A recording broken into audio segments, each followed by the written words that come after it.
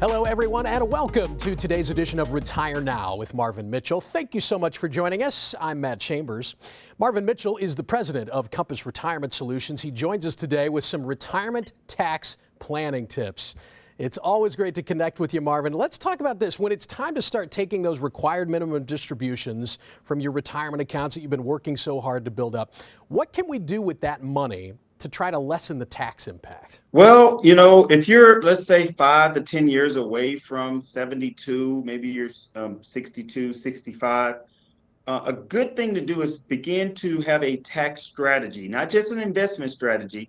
Problem, Matt, is so many people are attempting to get higher returns in their portfolio. They don't think about the tax impact. So if you make 8%, but you're paying 40% in taxes, you really didn't make 8% if it's in the wrong account. You got to pay taxes on that money. So when you think about, I want you to think about how much of this is actually my money, not my money along with the government's interest, right? Right. So, as far as the Roth, you could do a Roth conversion and start converting some of that money. Now, when you do so, be careful because it can increase your medical premiums. It could make your Social Security taxable if it wasn't already.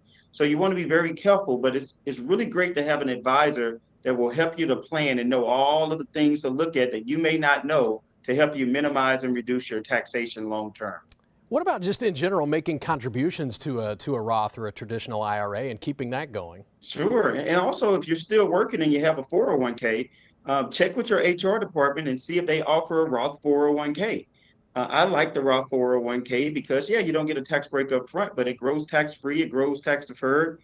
When you take the money out at a certain time, it's also tax free. So making contributions to a Roth is possible as well, a Roth IRA.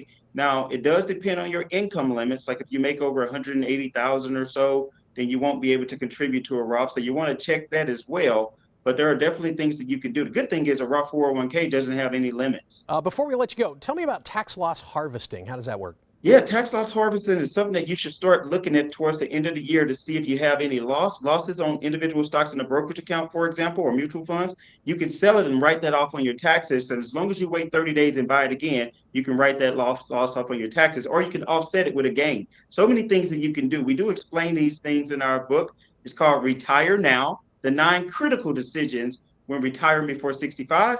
You can grab that book at KMOV.com/retire now. Sounds like a plan. Thank you, Marvin. In case you missed it, one more time, that website is KMOV.com/retire now. Thank you so much for joining us today. We'll see you next time.